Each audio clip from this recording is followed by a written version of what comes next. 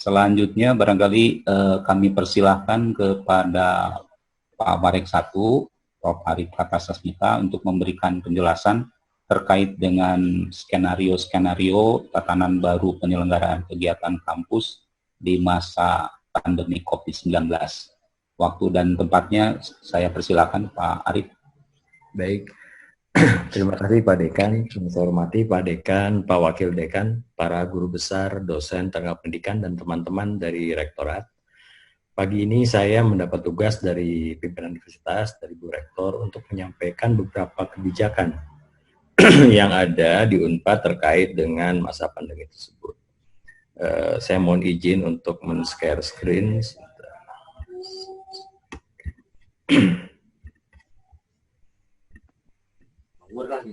Bisa terlihat Bapak Ibu sekalian ya? Oke. Terlihat ya. Seperti disampaikan tadi oleh Bu Heni, Bu Dekan, bahwa sampai saat ini memang pandemi COVID ini belum kita ketahui kapan berakhir. Beberapa kalangan menyatakan ini bisa kita akhiri kalau memang sudah ditemukan vaksin terkait dengan COVID. Oleh karena itu, Unpad secara umum memberikan kebijakan-kebijakan terkait dengan belum jelasnya masa bahaya tersebut, dengan yang pertama adalah tentu saja berkomitmen membantu mengurangi penyebaran COVID. Jadi kita berperan aktif, tidak hanya menyelamatkan diri, tetapi juga bagaimana kita juga berkomitmen untuk mengurangi penyebaran COVID-19 ini. Yang kedua adalah kita juga akan mentransformasi kegiatan akademik menjadi lebih fleksibel dengan mengurangi interaksi fisik, dengan menjalankan kegiatan-kegiatan akademik dengan cara virtual atau daring, dan juga bisa menjangkau tidak hanya internal kampus, namun juga baik nasional maupun internasional. Sehingga dengan adanya COVID ini tidak mengurangi produktivitas kita, rencana kita, dan target kita untuk bisa menjangkau 500 dunia, peringkat 500 dunia seperti yang sudah digariskan dalam visi Universitas Padjadjaran. Khusus untuk layanan pendidikan daring ini, Universitas Padjadjaran akan menyusun standar. Ini memang dirasakan selama beberapa bulan terakhir, banyak disparitas dalam menjalankan studi atau program pembelajaran dengan menggunakan program daring ini, sehingga dikhawatirkan apabila kita tidak memiliki standar tertentu, maka standar kualitas yang dihasilkan pun akan tidak bisa atau tidak mudah untuk dicapai. Ini akan kami segera hasilkan, sehingga ini akan menjadi panduan untuk kita semua dalam waktu yang belum kita bisa tentukan ke depan. Ini mudah-mudahan juga dapat diimplementasikan segera, sehingga mahasiswa, dosen, dan juga stakeholder yang lain memiliki semacam gambaran dan panduan bagaimana program pendidikan dilakukan. Untuk riset, walaupun masa pandemi ini tentu saja kita tidak bisa berhenti, kita akan tetap untuk menghasilkan teori pengetahuan baru untuk perbaikan kualitas kesehatan dan kehidupan masyarakat dengan menggunakan metode daring atau metode non-tatap muka. Ini memang semacam simalakama, apabila riset tidak dilakukan, maka penemuan-penemuan perbaikan-perbaikan dalam kita, salah satunya menangani COVID, tidak akan dilakukan. Tetapi apabila tidak kita lakukan, juga memiliki potensi resiko untuk tersebarnya COVID lebih jauh. Oleh karena itu, utilisasi sistem daring ini merupakan salah satu kebijakan yang akan kita ambil dalam menjalankan proses riset yang ada di Universitas Padjadjaran. Untuk 3 terakhir, ini sebetulnya terkait dengan bagaimana support system dijalankan di dalam pengelolaan Universitas Padjadjaran ke depan. Yang pertama adalah kita akan mentransformasi layanan perkantoran menjadi berbasis digital sehingga dapat di-remote dari kampus ataupun dari rumah. Jadi kalau memang kebetulan kita sedang jalan ke kampus, maka bisa kita lakukan. Tetapi apabila kita dalam rangka untuk menjaga penyebaran COVID atau penularan COVID, maka bisa kita remote dari rumah. Lalu infrastruktur dan fasilitas pun akan menyesuaikan dengan masalah ini dengan cara menerapkan physical distancing dan juga protokol kesehatan. Tentu saja akan ada perubahan infrastruktur, seperti misalnya akan ada jarak kursi yang berjauhan, akan ada juga cuci tangan yang lebih banyak dan sebagainya, termasuk tadi disampaikan Bu Heni di masjid di mana akan ada sedikit perubahan. Memang ini adalah perbaikan atau transformasi infrastruktur dalam rangka mencegah penurunan COVID lebih lanjut. Dan yang terpenting dari semuanya ini adalah bagaimana sistem dan tata cara kerja SDM, baik itu pengelola, dosen, tenaga pendidikan, dan juga mahasiswa dengan tetap meningkatkan kapasitas, tetapi tanpa mengurangi keamanan yang harus kita hadirkan di dalam mengejar aktivitas atau produktivitas tersebut. Ini juga diharapkan walaupun COVID, kita tetap tidak mengurangi semangat kita atau effort kita untuk mencapai kualitas human capital yang akan kita kejar di dalam rangka meningkatkan prioritas UNPAD secara keseluruhan. Prosedur kesehatan dan prosedur profesional ini tadi sudah disampaikan memang akan segera diterbitkan dalam bentuk peraturan rektor. Nanti mungkin dalam waktu tidak terlalu lama Ibu Bapak sekalian nanti dapat mendapatkan dan juga dapat menerapkan dalam kehidupan aktivitas akademika sehari-hari. Tahapan menuju normal ini kita bagi menjadi 3. Yang pertama adalah kita namakan disrupsi tanggap COVID-19. Ini kita sebut dengan level C, dan ini sudah kita lakukan mulai bulan Maret dan akan berakhir di bulan Juli.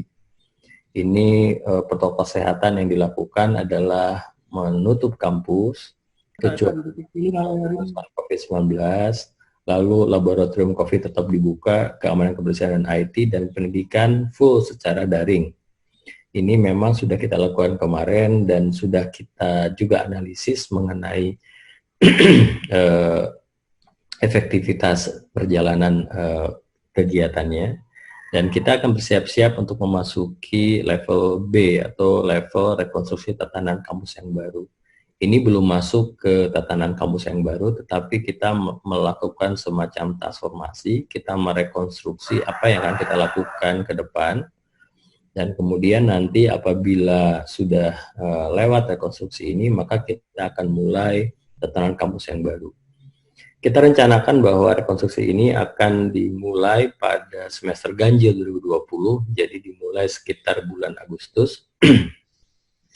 Tetapi seperti sampaikan tadi di depan, kita tidak bisa memperkirakan sampai kapan rekonstruksi ini akan kita lakukan. Bisa 1 semester, bisa 2 semester, tergantung dari apa yang kita akan dapatkan nanti.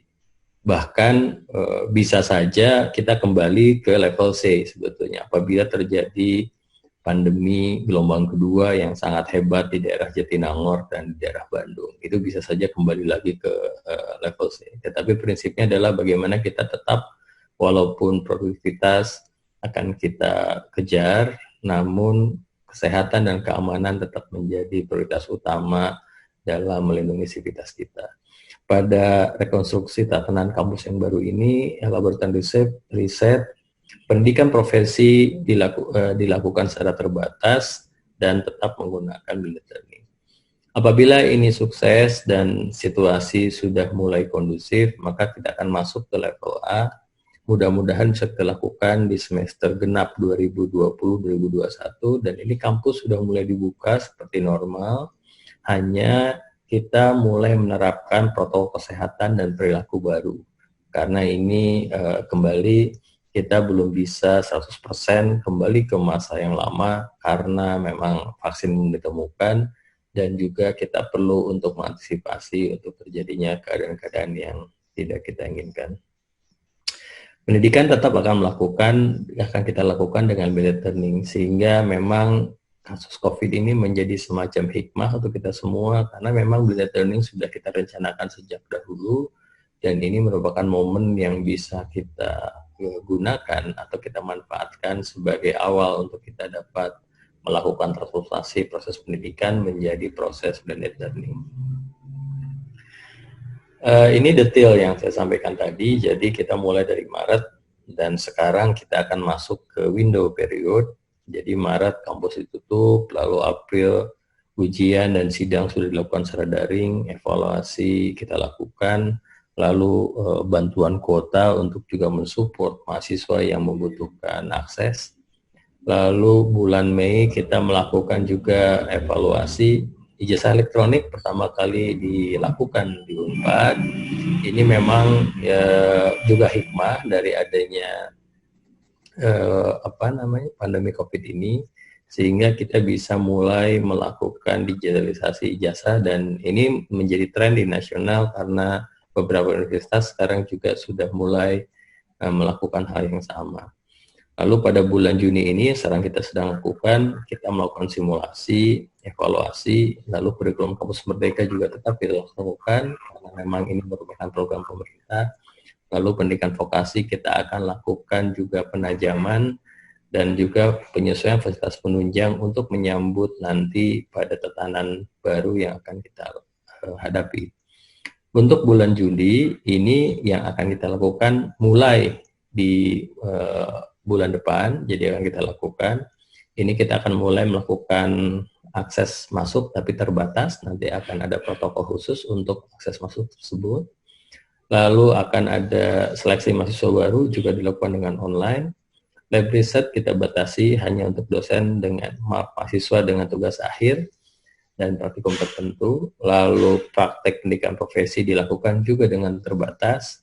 KKN dilakukan virtual, registrasi dan kegiatan kemahasiswaan. Ini yang terakhir, ini surat cinta, ini contoh saja dan kemahasiswaan yang kita lakukan dengan metode daring. Ini matriks yang mencoba untuk mendeskripsikan setiap kegiatan Tridharma dan juga supporting system, dan dikaitkan dengan keadaan level B dan level A. Jadi kita sekarang ada di level B, semester ganjil 2020, nanti semester depan ini masuk ke situ. Lalu nanti kalau level A, kalau level B ini sudah kita lewati dengan baik. Sebagai contoh saja bahwa jam kegiatan ini mungkin masih tetap kita akan kurangi dulu. Jadi mulai laboratorium mulai jam 9 sampai jam 4, tetapi nanti apabila sudah level A akan kembali lagi menjadi normal. Lalu untuk pengelola, untuk berkantor misalnya, ini masih kombinasi antara work from home dan juga kantor. Ini dijadwal khusus secara ketat oleh pimpinan dengan protokol kesehatan. Tapi nanti apabila sudah masuk level A, ini tentu saja akan berkantor seperti biasa, tetapi protokol kesehatan tetap akan dilakukan.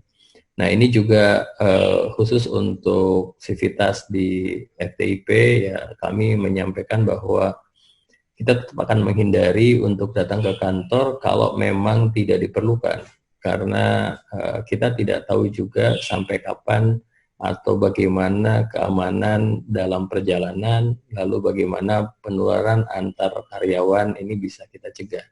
Sehingga mudah-mudahan dengan di bawah komando Pak Dekan, ini bisa kita betul-betul kita bisa seleksi mana kegiatan yang memang diharuskan untuk datang dan mana kegiatan yang bisa kita remote dari rumah masing-masing.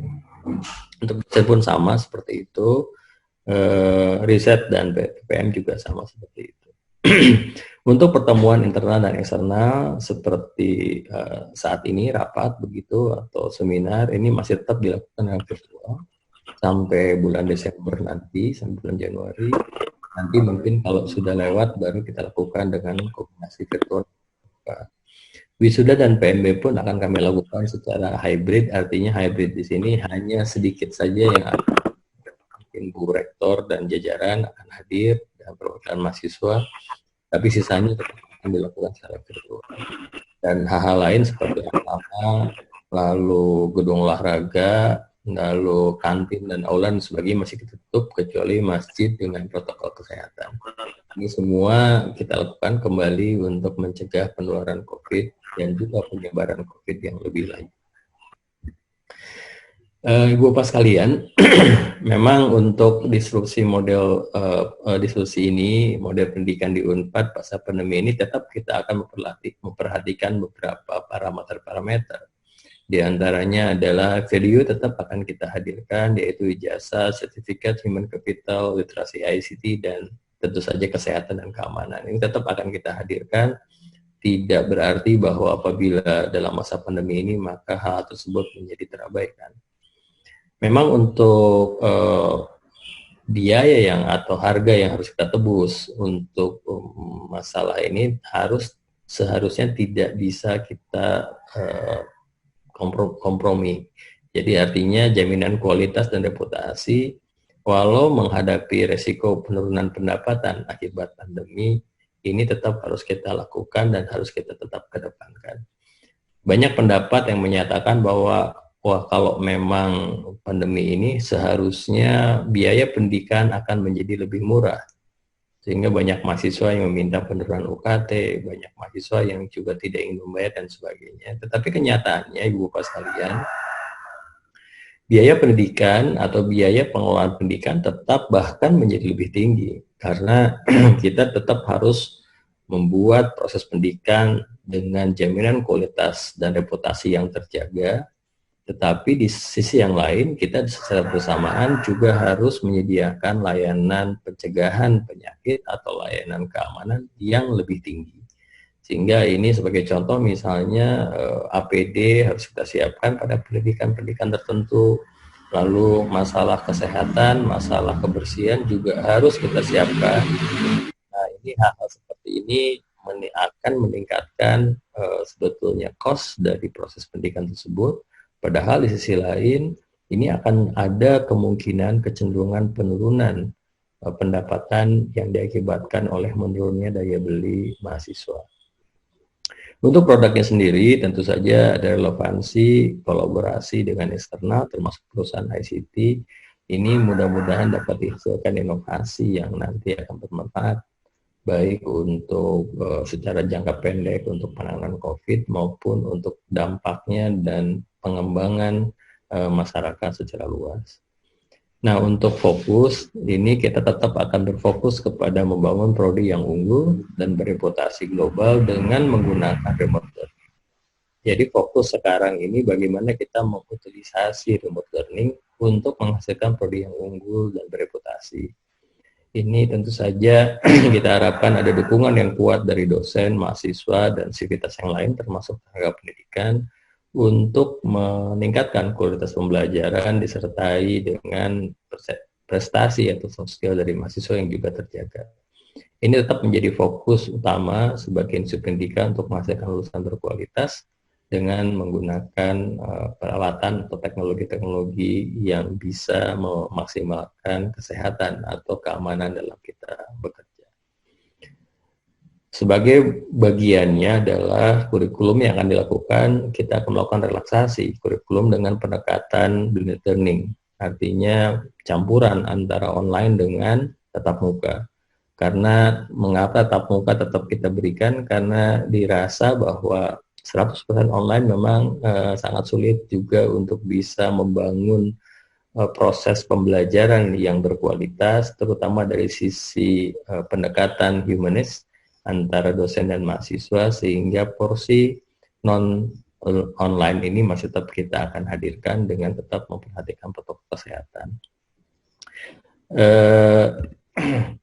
Urgensinya adalah dalam kaitan pengembangan Unpad, di samping focusing tadi pada proses pembelajaran, tetapi tetap melihat ada satu urgensi bagaimana juga kita dapat menghasilkan satu produk inovasi, produk dunia pengetahuan yang dapat menjawab kebutuhan masyarakat, baik nasional maupun global, terutama adalah dalam kaitan masa pandemi ini dan masa ke depan adalah bagaimana kita bisa memperbaiki kualitas kesehatan dan juga kehidupan masyarakat. Karena kita tahu sekarang COVID ini, kesehatan ini tidak hanya berimpact pada masalah kesehatan saja, tetapi juga pada masalah sosial yang lain.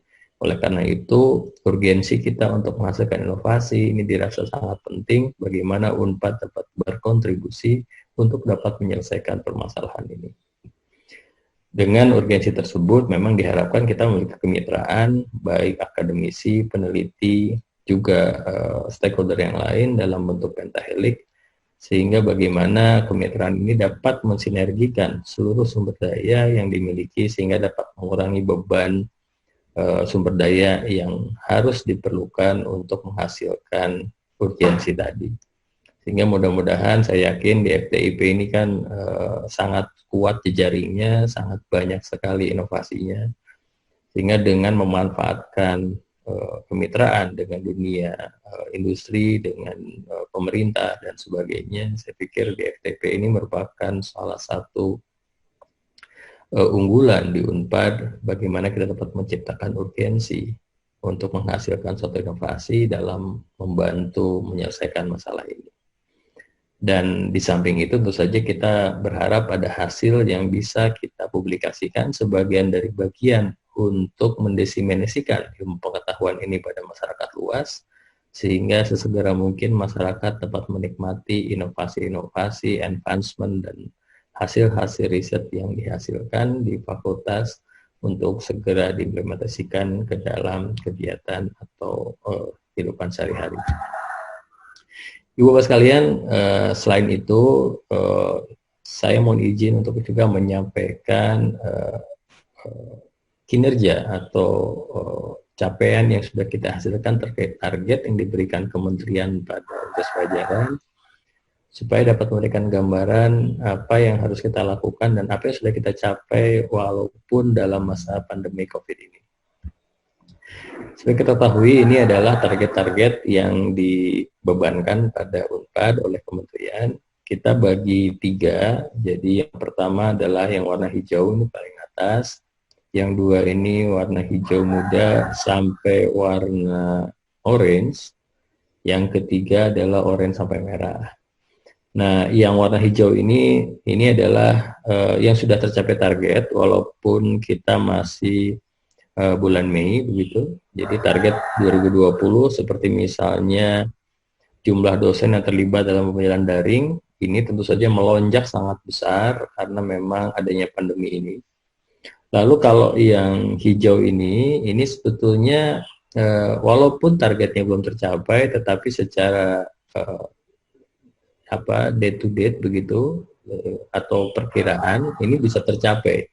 Karena seperti contohnya misalnya jumlah prodi ini salah satu misalnya yang jumlah prodi terasi unggul yang A ini 130, tapi sampai Mei ini sudah tercapai 121. Jadi mungkin memang targetnya bisa terkejar dalam beberapa bulan ke depan bisa masuk, karena sekarang kita sedang mengajukan kurang lebih ada 20 prodi yang untuk akreditasi ya. Nah, yang juga harus menjadi perhatian adalah yang warna merah orange ini sampai ke merah di bawah. Ini memang perlu extra effort yang lebih keras dari kita semua, termasuk dari FTIP. Jadi seperti misalnya endowment fund yang kita rencanakan 10 miliar, sekarang baru tercapai 0,6 miliar atau 600 juta saja. Lalu ranking THE dan sebagainya.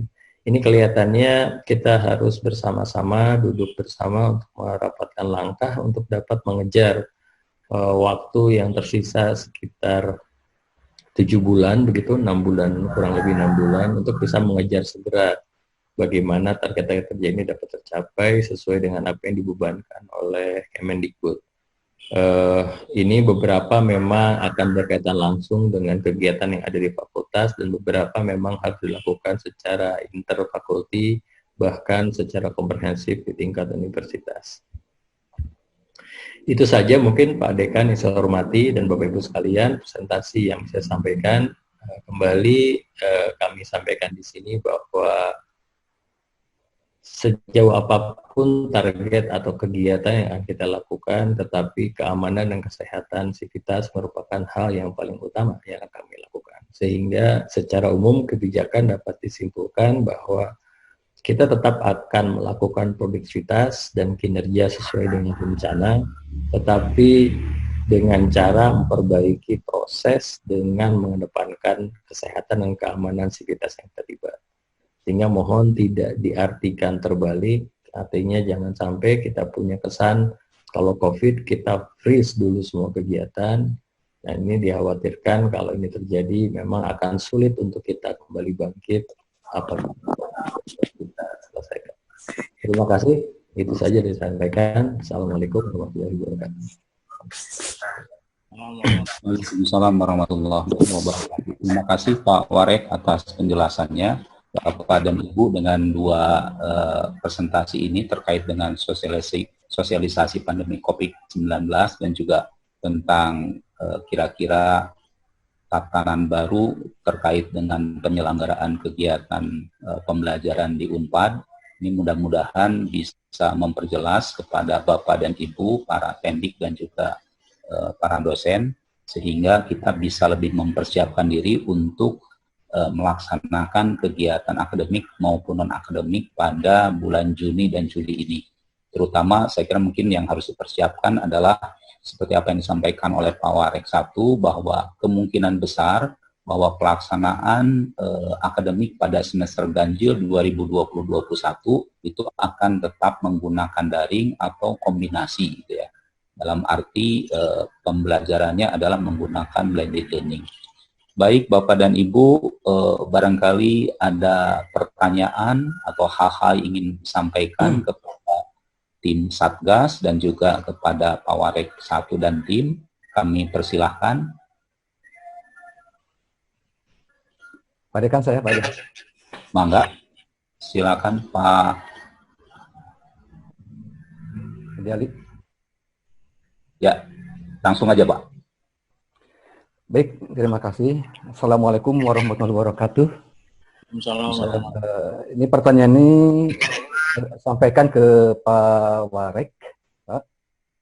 Jadi berdasarkan tahapan dalam rangka mewujudkan tatanan baru, ya, new normal ini tadi sudah dijelaskan.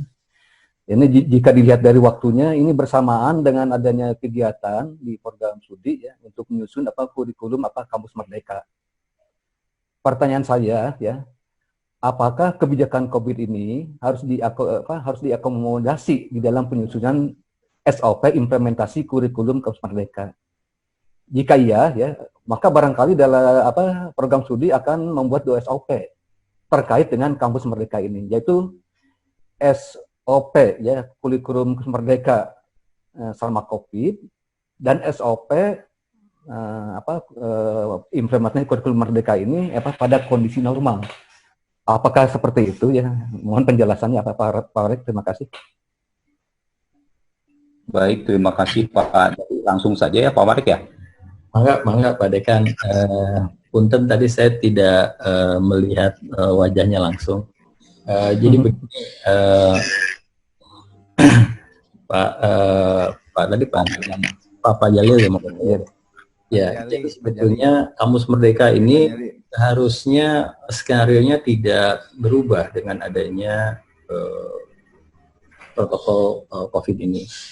Karena kami sadar bahwa COVID ini atau protokol kesehatan ini sebetulnya hanya merubah bagaimana kita mendeliver proses pembelajaran dengan menggunakan daring. Memang di dalam kampus merdeka ada beberapa yang akan terimpact, terutama untuk kesempatan magang dan juga untuk praktik di luar daerah. Itu memang akan sangat terganggu. Jadi memang untuk kegiatan seperti itu terpaksa ini akan di stop dulu, dihentikan dulu. Ini juga sudah jadi kesepakatan di antara para wakil rektor bidang akademik kampus PTNBH untuk nanti apabila kampus merdeka mulai diimplementasi di semester depan, maka kegiatan-kegiatan yang bersifat perpindahan manusia ke daerah-daerah tertentu, apalagi kalau daerah hitam dan daerah merah, maka akan kita stop. Sehingga mungkin nanti dalam pelaksanaan kampus merdeka ini belum semua dari opsi-opsi yang ada di kampus merdeka ini bisa kita buka secara full. Tetapi desainnya sendiri, harapan kami adalah tidak ada 2 desain, karena nanti akan menyulitkan di dalam melakukan suatu perencanaan operasionalisasinya kalau kita memiliki 2 desain. Jadi hanya 1 desain saja, hanya implementasinya kita akan lakukan secara bertahap dengan menggunakan protokol kesehatan terkait dengan pandemi COVID itu.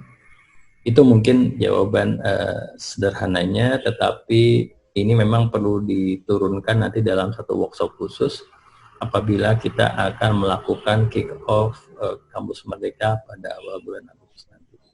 Itu saja mungkin, Kang. Terima kasih. Terima kasih Pak. Terima kasih Pak Warek. Jadi prinsipnya Pak Jali terkait dengan pelaksanaan kampus merdeka, kurikulumnya tetap berjalan, tetapi barangkali nanti dilakukan penyesuaian terkait dengan opsi-opsi kegiatan yang ditawarkan gitu ya. Baik, terima kasih Pak Jali. Selanjutnya Bapak dan Ibu, Prof. Roni. Ya, terima kasih Pak Dekan. Assalamualaikum warahmatullahi wabarakatuh. Halo. Waalaikumsalam, Mangga. Pertaruhan ke ini Pak Warek 1, ada 2 pertanyaan yang saya akan sampaikan. Yang pertama, walaupun tadi sudah dijelaskan sedikit, tapi perlu klarifikasi lagi terkait dengan tadi sudah ada di slide terkait kegiatan KKN dan PKL. Ini sudah terjadi di prodi itu, beberapa mahasiswa itu dia sedang di tengah perjalanan PKL, kemudian PKL-nya itu terpaksa ditunda atau mungkin juga dibatalkan karena sudah tidak mungkin lagi melaksanakan kegiatan PKL, apalagi tempatnya di luar domisili Unpad. Katakanlah mahasiswa tersebut PKL-nya di luar daerah, ada di daerah yang masuk zonanya zona merah, misalnya seperti itu ya. Ada daerah Tangerang, ada daerah Bekasi, sehingga tidak mungkin lagi mahasiswa melakukan itu. Kebingungan mereka adalah bagaimana dari kelanjutan kegiatan, baik itu nanti kalau ada KKN ataupun PKL-nya itu tadi sendiri. Gitu. Beberapa di antara mahasiswa kami itu yang dibimbing, gitu, di antaranya itu sudah mengundurkan diri dan akan mengganti dengan model PKL yang lain sambil menunggu tadi ada modifikasi-modifikasi yang akan diberikan oleh baik itu prodi maupun juga fakultas. Jadi bagaimana untuk kasus seperti itu? Itu yang pertama. Yang kedua adalah terkait dengan, tadi saya belum melihat bagaimana kaitannya dengan kinerja SDM, baik itu dosen maupun tendik. Karena setiap semester itu tendik dan dosen itu harus melaporkan kegiatan kinerjanya. Ya, misalnya kalau dosen itu ada kegiatan tridharma atau juga target-target yang harus dipenuhi oleh dosen. Misalnya ada nanti apakah itu membuat buku, jurnal dan sebagainya gitu ya, yang sebagaimana dilaksanakan minimalisnya yang 12 SKS. Nah, saya punya kekhawatiran atau prediksi juga kemungkinan besar kegiatan yang tridharma yang paling tidak minimal 12 SKS-nya bisa jadi tidak bisa terlaksana, tidak tercapai. Nah, dari sisi ini bagaimana universitas punya kebijakan kalau sekiranya ada terkait dengan hal tersebut. Demikian juga mungkin sama walaupun agak berbeda versinya untuk yang teknik. Itu saja pertanyaan saya. Terima kasih. Terima kasih Pak Roni. Ada 2 pertanyaan Pak Warek. Yang pertama adalah terkait dengan bagaimana solusi penyelesaian terkait dengan pelaksanaan PKL, PKM mahasiswa yang tertunda. Dan yang kedua barangkali terkait dengan laporan kinerja SDM, dosen dan juga tendik seandainya tidak tercapai gitu ya. Terima kasih. Ya, maka yang saya hormati Prof. Roni, jadi untuk KKN dan PKL memang ini sempat menjadi tanda kutip menjadi perdebatan cukup panjang dengan para dekan juga saat diskusi yang kuat adalah bagaimana nasib teman-teman yang terhenti di tengah-tengah. Kami waktu itu sempat memberikan opsi apabila memang PKL itu dapat kita mundurkan ke tahun depan, maka kami menyarankan untuk bisa dimundurkan. Jadi sekarang dibatalkan atau ditekan, nanti diselesaikan di tahun depan. Artinya di semester genap 2020-2021. Ya. Ya. Apabila mahasiswanya tidak bisa dimundurkan, maka juga opsi yang lain adalah diganti dengan bentuk lain seperti yang sudah tadi sampaikan. Jadi apakah diberikan semacam simulasi atau apapun lah yang bisa dikejar. Apabila juga tidak memungkinkan, maka bisa dilakukan di bulan Juli ini, akhir bulan Juli atau awal Agustus, tetapi di tempat-tempat yang dirasa sudah tanda kutip memang bukan zona yang berbahaya. Walaupun itu sangat-sangat kita hindari yang terakhir itu karena kita belum tahu juga walaupun zonanya tidak berbahaya, tetapi seperti Bapak Ibu ketahui sekarang memang ini kadang-kadang data yang ada di kita suka underestimate terkait dengan COVID ini karena keterbatasan sistem pemeriksaan. Jadi 3 opsi tersebut sudah kami diskusikan dengan para dekan. Mudah-mudahan juga ini sangat tergantung dari kebijakan akademik di fakultas masing-masing. Prinsipnya kami akan mensupport apapun yang akan dipilih oleh fakultas. Kembali kami akan menghimbau atau memohon bahwa kesehatan dan keselamatan menjadi parameter utama yang akan dihasilkan di atas segala-galanya. Bahkan Bu Rektor sudah mengeluarkan juga semacam SK Rektor, keputusan Rektor terbaru. Andai kata gara-gara ini ada mahasiswa yang terdampak menjadi melewati batas tugas akhirnya, batas semesternya maksud saya, maka dapat diberikan perpanjangan sehingga yang bersangkutan tidak terkena sanksi drop out dan juga dapat melakukan permohonan untuk pembebasan UKT untuk semester tambahan tersebut.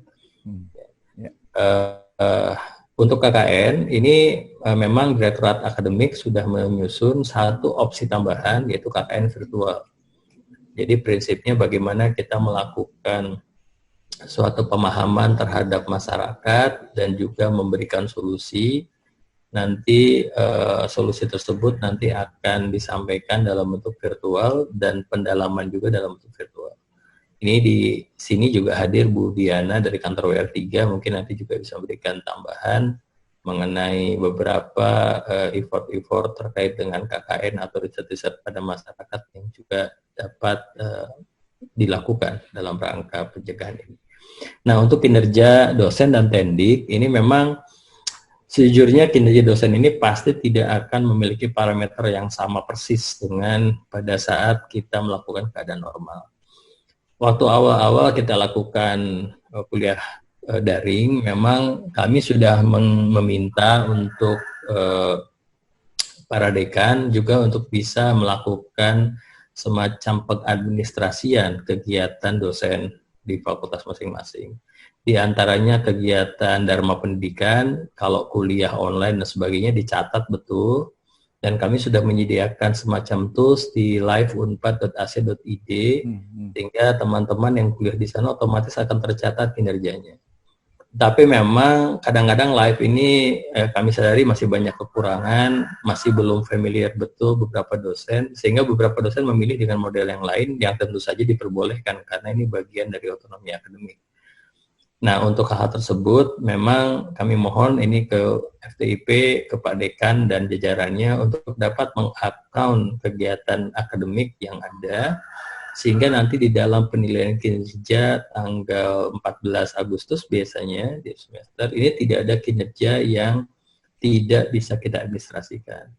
Baru saja kemarin siang saya melakukan pertemuan dengan Bu Warek 2 dan juga Bu Rektor membahas ini, Prof. Roni. Ya. Ini memang sudah kami sadari juga ada kemungkinan akan adanya ketidak mismatch lah dengan kegiatan dan dengan beban yang ada. Nanti mungkin kalau memang fenomenanya akan ada semacam perbedaan, tentu saja nanti akan ada kebijakan khusus untuk terkait dengan ini. Ya. Prinsipnya kami dorong dosen tetap berkinerja semaksimal mungkin. Ya. Tapi proses penghitungannya ini akan kita kita akan lakukan se-proper mungkin. Ya. Untuk teknik pun sama, ini paling berat memang teknik, karena kalau teknik ini kan nggak masuk berarti dia tanda kutip kegiatannya banyak yang menjadi, terutama teknik yang memang bekerja di yang sifatnya fisik seperti kelas begitu kan, tidak mungkin pakai online gitu ya kalau bekerja. Nah, ini juga sedang kita lakukan analoginya, tapi kami mohon para dosen, guru besar juga bisa memanfaatkan atau mengoptimalkan peran teknik dalam proses akademik semaksimal mungkin, baik di Dharma Pendidikan, penelitian untuk pada masyarakat, sehingga peran teknik dalam bentuk bekerja di rumah ini menjadi lebih optimal. Itu mungkin Prof. Roni dari saya. Ya, terima kasih Pak Arif, terima kasih. Mohon izin Pak Dekan. Terima kasih, mangga. Bu Sofia dulu barangkali ya. Mangga. Baik, terima kasih. Assalamualaikum warahmatullahi wabarakatuh. Waalaikumsalam warahmatullahi Prof. Arif, ada yang ingin saya tanyakan terkait beberapa program yang sudah kami rencanakan sebelum kasus pandemi ini. Misalkan kegiatan yang akan segera ditandatangani PKS oleh dekan kami terkait dengan pengadaan kantin halal bekerja sama dengan Masjid Raya Unpad. Nah, di dalam program tersebut ada satu program pelatihan dengan para pemilik kantin yang ada di lingkungan Unpad. Nah, ini apakah sebaiknya kegiatan, karena ada targetan waktu yang harus kami selesaikan di akhir Desember, perjanjian dengan pihak BI, sehingga mau tidak mau kegiatan pelatihan ini harus dilaksanakan. Apakah kami harus berkoordinasi dengan tim Satgas Covid Unpad untuk pelaksanaan pelatihan ini? Karena kalau sebenarnya ada beberapa pelatihan Prof dengan mahasiswa gitu. Kalau dengan mahasiswa mungkin bisa kami lakukan secara online. Tapi kalau dengan para pemilik kantin ini sepertinya agak sulit karena terkait dengan pelatihan mengenai halal dan thayyib, sehingga kantin yang halal dan thayyib ini bisa segera kita miliki di Unpad. Kemudian ada pertanyaan yang kedua terkait dengan penelitian baik mahasiswa maupun dosen. Apakah ada kriteria atau penilaian atau level urgensi yang diterapkan oleh Unpad? Karena kebanyakan penelitian yang dilakukan di teknologi pangan itu bisa dikatakan semua dikerjakan di laboratorium gitu. Nah ini meskipun kami sudah memiliki beberapa alternatif dalam penyelesaian penelitian dan tugas akhir mahasiswa, tapi saya rasa mahasiswa masih banyak yang cenderung ingin bekerja di laboratorium karena sudah kebiasaannya seperti itu, jadi agak sulit untuk mengubah kebiasaan. Sehingga level urgensinya tuh apakah Unpad juga mengatur hal tersebut. Kemudian tadi ada satu lagi Prof, maaf, mengenai yang Prof Arief sampaikan mengenai bahwa tatap muka itu masih perlu kita lakukan karena dari segi humanis itu akan lebih baik seperti itu. Nah ini apakah kemudian ada saran bahwa mahasiswa harus stay di Jatinangor karena tiba-tiba proses tatap muka ini akan mungkin sesekali dilakukan, atau bagaimana Prof? Ini agak membingungkan bagi saya. Terima kasih. Assalamualaikum warahmatullahi wabarakatuh. Salam. Saya langsung jawab saja. Pak Dekan, mungkin saya mohon izin. Ya. Mangga Ibu Sofi. Yang pertama adalah mengenai pelatihan tadi. Pelatihan memang strictly tidak kita akan lakukan, tidak diperbolehkan sampai nanti level A. Jadi tadi saya sampaikan di matrik bahwa untuk pelatihan, seminar dan sebagainya masih di online pada level B ini. Jadi mohon nanti pengertiannya untuk bisa melakukan pelatihan, ya walaupun pengelola kantin mungkin bisa coba dengan YouTube, dengan apa, mangga silakan, saya pikir teman-teman sudah sangat familiar. Lalu yang kedua mengenai urgensi dari praktikum. Ini memang kami serahkan 100% kepada fakultas. Artinya kembali ini adalah bagian dari otonomi akademik di dalam proses pendidikan. Hanya kami memberikan semacam himbauan atau semacam batasan. Andai kata praktikum ini terkait dengan akademik merupakan suatu keterampilan mengenai bagaimana mengenerate data, maka kami bagaimana memanfaatkan data, artinya maka proses generating datanya tidak perlu dilakukan secara fisik, bisa saja diberikan semacam set data atau apapun. Karena kadang-kadang praktikum ini sebetulnya lebih ke arah bagaimana mereka melakukan suatu konstruksi penulisan karya ilmiah, sehingga datanya bisa diberikan sekunder, dan data sekunder pun tidak dirasa sangat rendah kualitasnya. Kembali karena ini, kalau masalah kebiasaan, ini ya tinggal nanti bagaimana kita menerangkan ke siswa. Kecuali kalau praktikum-praktikum yang sifatnya skill. Kalau memang skillnya memang harus praktikum, gitu, misalnya seperti bagaimana cara melakukan sesuatu yang tidak tergantikan dengan apapun, maka ini masih kami perbolehkan untuk dilakukan. Tetapi kalau hanya sekedar membuktikan sesuatu atau misalnya mencari data sesuatu, maka karena dalam pemikiran kami di kantor pusat, skripsi mahasiswa lebih diarahkan bagaimana mereka melakukan suatu pembuktian, suatu hipotesis sebetulnya. Jadi bukan kegiatan labnya itu sendiri. Tapi ya itu tadi, tentu saja akan kami serahkan seluruhnya kepada fakultas masing-masing untuk dapat menentukan. Untuk kalau urgensi penelitian dosen mungkin nanti teman-teman dari kantor R3 bisa ikut memberikan jawaban. Nah, hanya yang terakhir adalah tadi blended learning tadi itu dilakukan tidak di semester ini. Jadi kami akan lakukan mulai semester depan. Kalau dilihat di matriks semester ini masih full daring untuk semester ganjil. Jadi ganjilnya full daring, hanya ada beberapa praktikum yang tidak bisa digantikan dengan simulasi, tidak bisa digantikan dengan model-model daring, maka masih dimungkinkan untuk tetap praktikum di kampus atau PKL dengan izin dari dekan. Jadi terbatas dan betul-betul selektif. Jadi nanti Pak Dekan nanti akan berkoordinasi dengan kami untuk melakukan izin-izin yang akan dikeluarkan oleh dekan. Itu mungkin Bu Sofi, terima kasih. Terima kasih Pak. Terima kasih. Selanjutnya barangkali Pak Dekan. Bu Sita ya. Bu Diana mungkin ada tambahan mengenai S3, Pak Dekan mohon izin ya. Mangga. Sekian dosen Bu Diana. Ya. Izin menambahkan Pak Dekan, Assalamualaikum warahmatullahi wabarakatuh, teman-teman di FPIP, selamat pagi. Terkait dengan riset, mungkin teman-teman dosen juga sudah mengetahui bahwa di kantor W3 itu kami sudah ada hibah penelitian dalam masa pandemi, yaitu ada hibah penulisan jurnal yang berdasarkan dengan literatur review ya. Jadi tidak harus riset, tapi ada literatur review, mungkin sudah sama-sama mengetahui hal tersebut. Jadi di sini memang kami dari pihak rektorat itu sangat wanti-wanti sekali bahwa teman-teman dosen, teman-teman teknik harus mengetahui bahwa ini pandeminya betul-betul, dan kita harus menyadari bersama bahwa segala protokol yang sudah ditetapkan harus sama-sama kita sadari. Biasanya memang kalau seumpamanya dampaknya belum ada di kita cenderung tidak care terhadap sebenarnya apa yang terjadi pada pandemi ini gitu.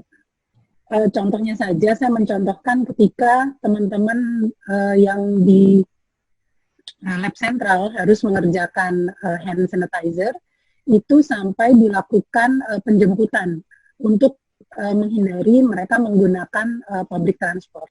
Jadi sampai sedemikian rupa yang dilakukan oleh UNPAD untuk menjaga teman-teman yang memang diharuskan bekerja di lab sentral.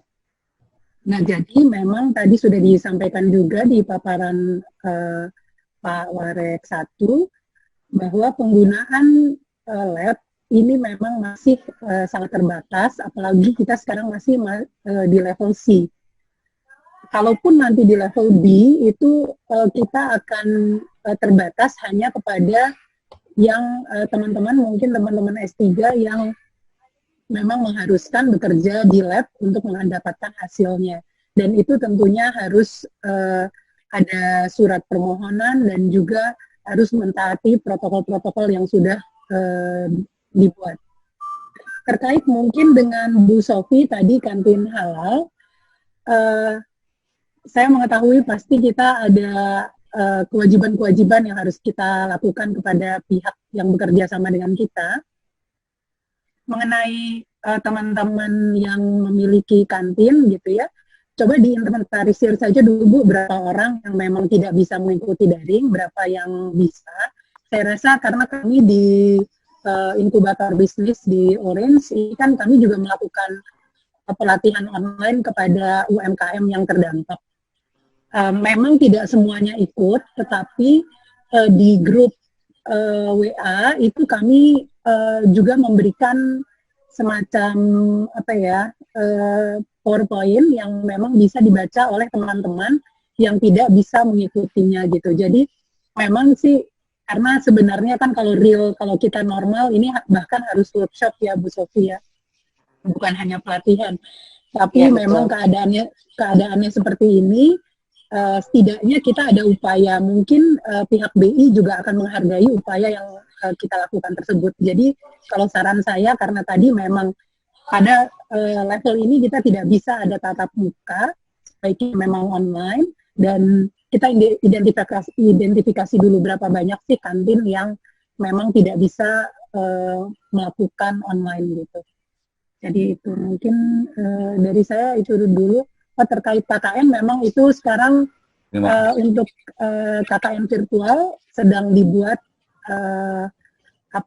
SOP-nya. Memang beberapa universitas sudah melakukan dan kami juga ikut dalam konsorsium tersebut. Nanti kita lihat bagaimana pelaksanaannya di Unpad. Akan segera kami berikan. Ya, mungkin dari saya cukup sekian, Prof. Terima kasih.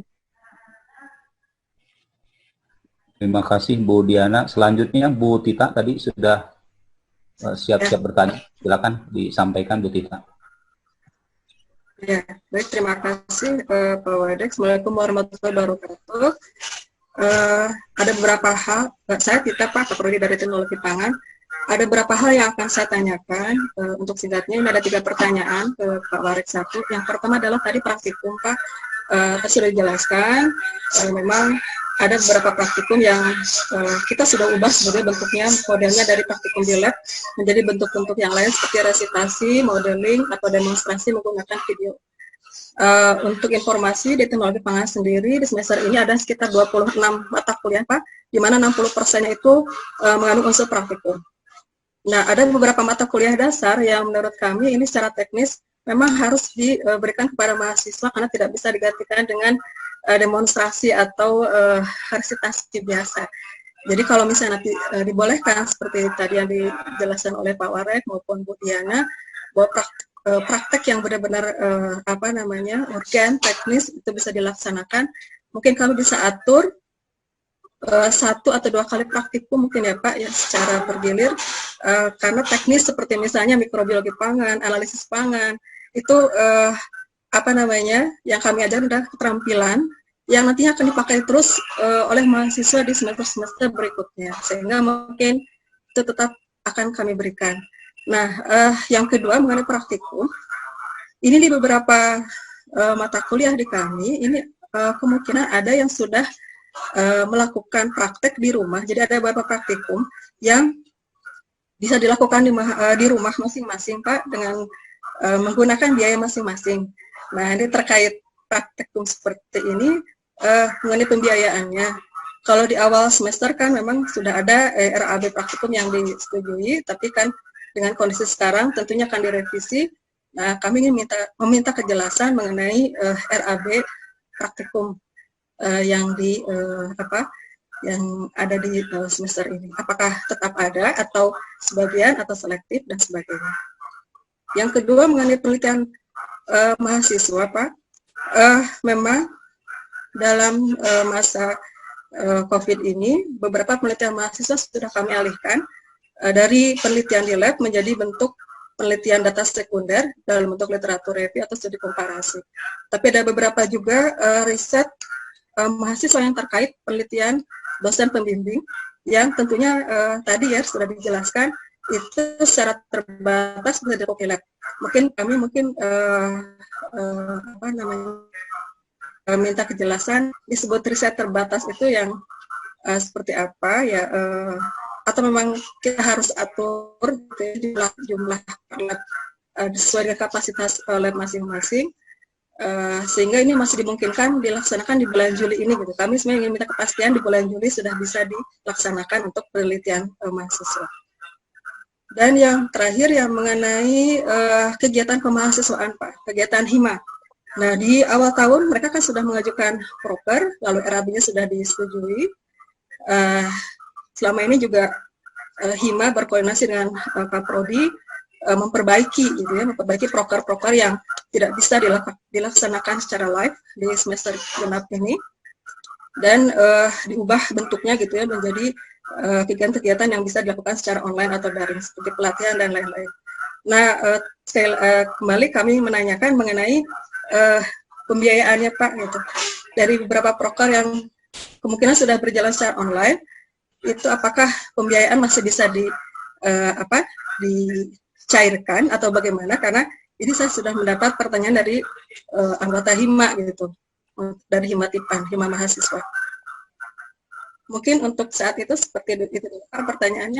Terima kasih. Assalamualaikum warahmatullahi wabarakatuh.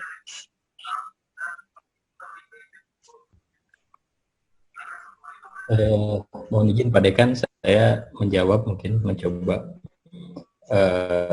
Yang pertama adalah yang praktikum tadi, mungkin masih Bapak Ibu sekalian pernah info juga bahwa kami kantor WR1 pernah mengirimkan surat terkait dengan praktikum-praktikum apa yang tidak bisa digantikan pada semester genap 2019-2020.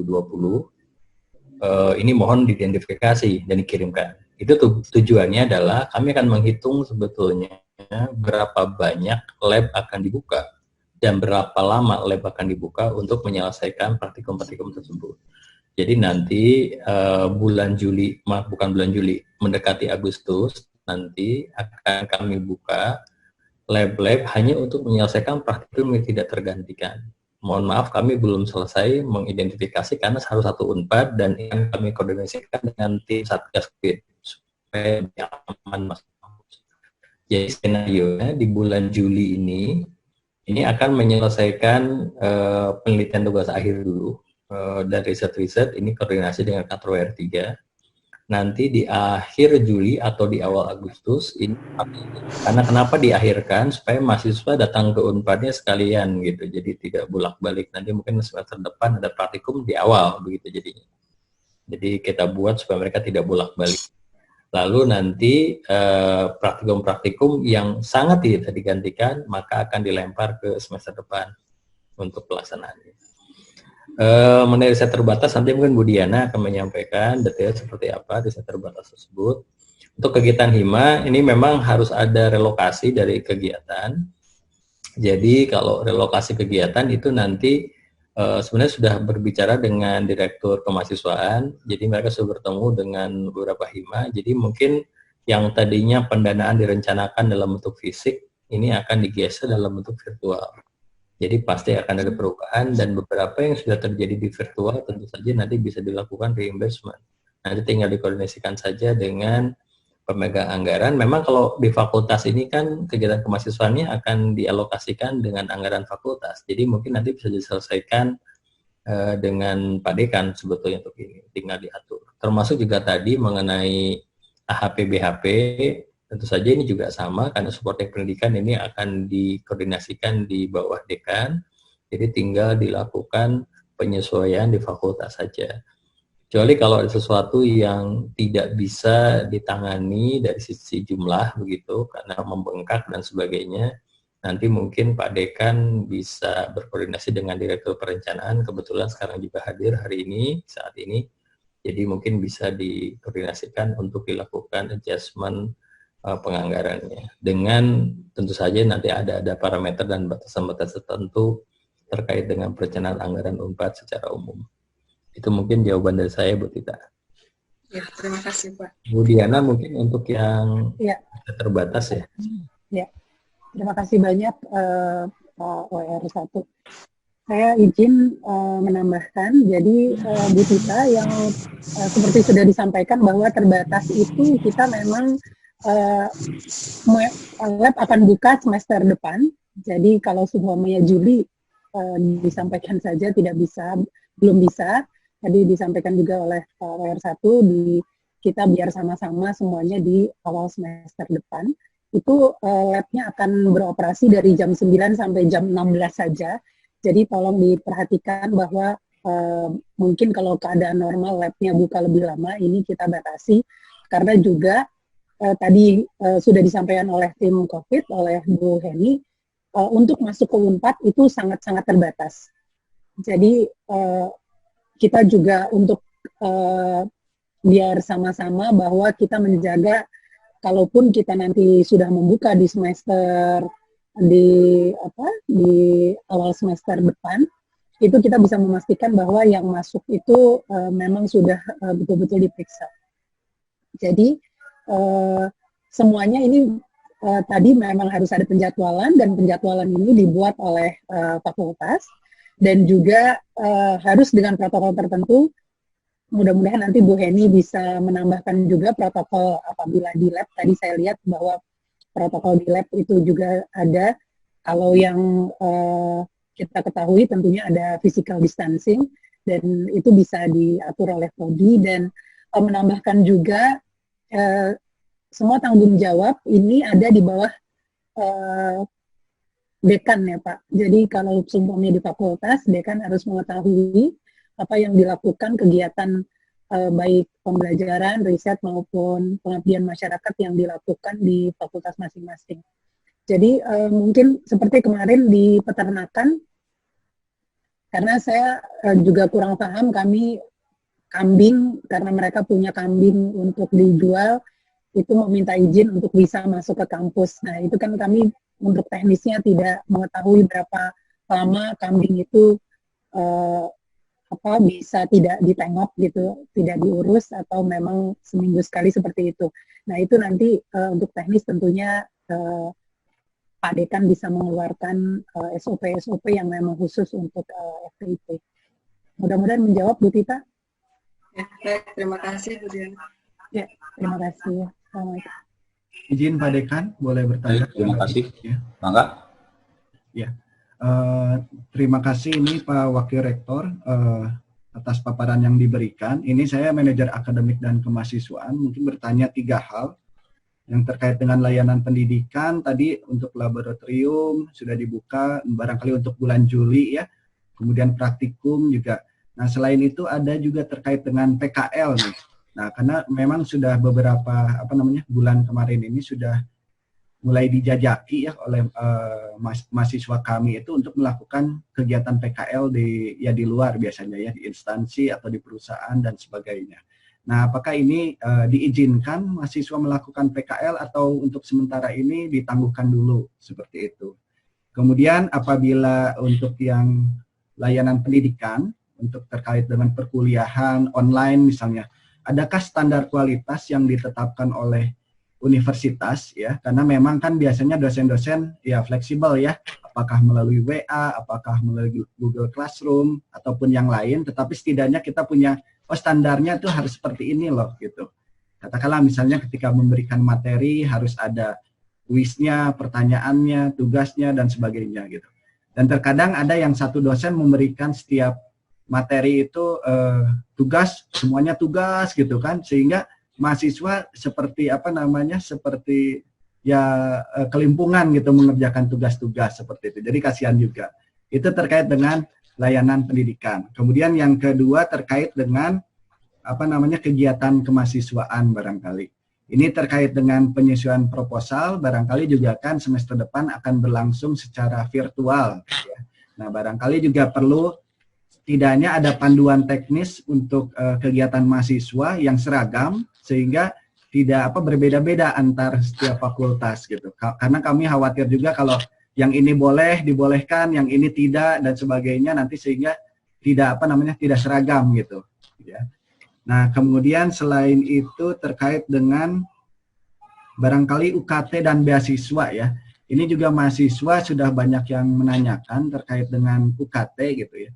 Kalau yang saya tangkap yang sebelumnya kan untuk mahasiswa yang perpanjangan studi untuk deadline ya, angkatan 2013 seperti itu. Nah, untuk terkait dengan mahasiswa yang biasa-biasa saja lah, tentunya mereka juga menanyakan terkait dengan UKT ini gitu, apakah ada penurunan gitu ya. Kemudian juga untuk beasiswa, apakah beasiswa untuk TM tidak mampu dan KS ada tidak seperti itu. Dan ini ditanyakan oleh mahasiswa. Barangkali itu dari saya. Terima kasih Pak. Baik, terima kasih Pak. Yang pertama adalah mengenai praktikum tadi saya sampaikan.